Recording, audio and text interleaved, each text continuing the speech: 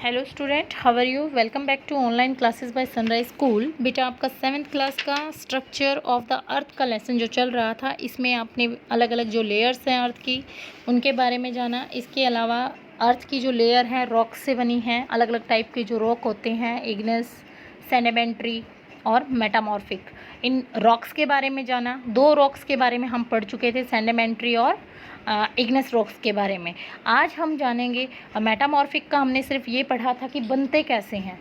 Igneous और जो sedimentary rock है, उन पर प्रेशर और टेम्परेचर जब पड़ता है तो ये चेंज कर लेते हैं अपने आप को और नए पत्थरों का निर्माण होता है, जिसे हम क्या बोलते हैं? मेटामॉर्फिक, यानी रूपांतरित चट्टानें।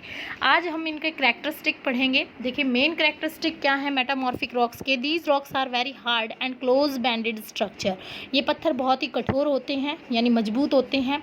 और इनके बैंडेड मतलब है कि इनके बंधन जो हैं आपस में बहुत क्लोज मतलब पास पास होते हैं। एक तो लूज़ होता है, कोई चीज़ बनी हुई हो, लूज़ हो, उसका जो निर्माण है वो ढीले तत्वों से हुआ हो, लेकिन ये बहुत ही स्ट्रक्चर इनका बहुत क्लोज होता है, बहुत नज़दीकी से ये बंधे होते हैं। मतलब इसमें जो इसके अंदर जो तत्व होते हैं, एलिमेंट्स होते हैं, बिल्कुल एक दूसरे के पास होते हैं। जितना ये पास होते हैं, कोई भी आपने साइंस में पढ़ा है कि जितने पार्टिकल्स पास होंगे उतनी ही वो चीज़ क्या होगी? टाइट होगी, ठोस होगी।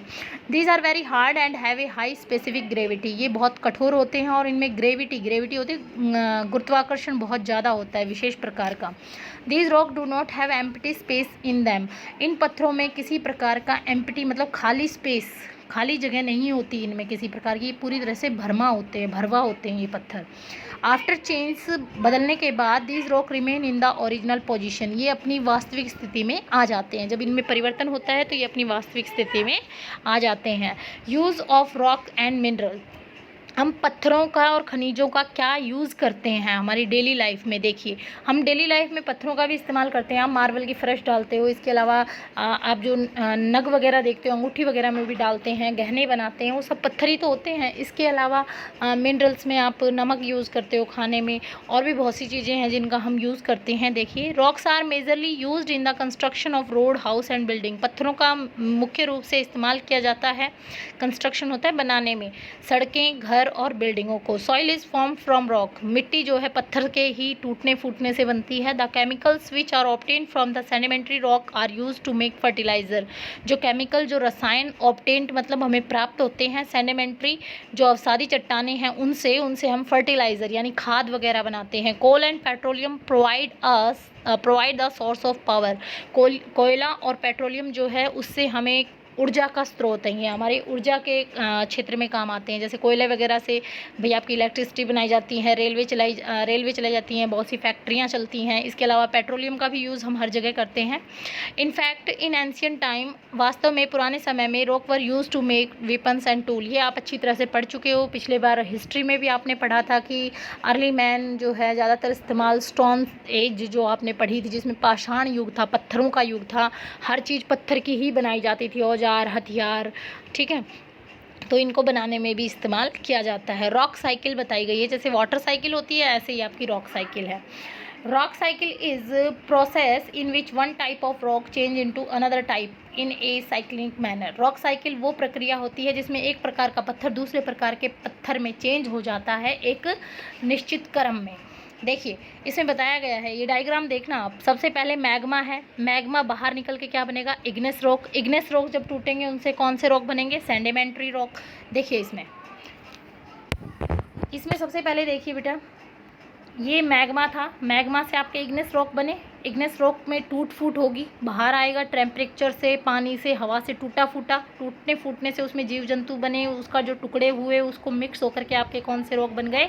Sedimentary rock. सेडिमेंट्री रॉक और इग्नेस रॉक पर जब प्रेशर पड़ा, हीट पड़ी, तो ये यहाँ पर आपके कौन से बन गए? Metamorphic rock. फिर से यही प्रोसेस वापस चलेगा, फिर से मैग्मा निकलेगा, फिर से ये पूरी साइक्लिक मैनर होती है जैसे आपकी उसमें पाई जाती है, ठीक है। अब आगे देखिए,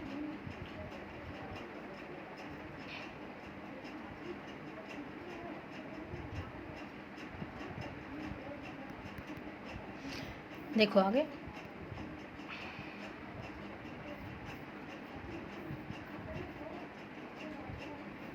इधर आ जाइए आप। अंडर सर्टेन कंडीशंस जो एक विशेष दशाएं होती हैं जिसमें ये रॉक साइकिल काम करती है। Through this continuous process older rock are transformed into new rocks. इसमें पुराने पत्थर जो हैं कंटिन्यू बदल करके किसी नए पत्थर का रूप ले लेते हैं बाय मीन्स ऑफ इरोजन, जिसमें या तो कटाव होता है, डिपोजिशन, या वो जमा किए जाते हैं कहीं पर। पुराने पत्थरों को तोड़ तोड़ कर जैसे ले जाएगा, या तो वो कहीं बिछाए जाएंगे या कहीं एक जगह से हटा करके दूसरी जगह ले जाए जाएंगे। प्रेशर, दबाव से, मेल्टिंग, पिघलने से, कूलिंग, ठंडा होने से। It is an endless process by which, ये एक अंतहीन प्रक्रिया है, विच रॉक्स आर फॉर्म, जिससे पत्थर बनते हैं। डेस्ट्रॉयड एंड फॉर्म्ड अगेन, ये नष्ट होते हैं और फिर से नए बनते हैं। When hot and molten magma cools down it form igneous rock, जब गर्म और तरल मैग्मा जब पृथ्वी की धरातल पर आता है और ठंडा होता है तो उससे आपके इग्नेस रॉक यानी आगन्य चट्टानें बनती हैं। This igneous rock are broke down by different agent of weathering and erosion to form sediments which are sedimentary rock. इसके बाद विभिन्न एजेंट से मतलब है जैसे हवा से, पानी से, तापमान से, जीव जंतुओं से बार बार कांटेक्ट में आने से ये जो आगन्य चट्टानें टूटने फूटने लगती हैं और इनमें कटाव होने लगता है, और इसके जो छोटे छोटे कण हैं इनके साथ जीव जंतु वगैरह मिलकर नए पत्थरों का निर्माण होता है, जिसको क्या बोलते हैं हम, सेडिमेंट्री रॉक।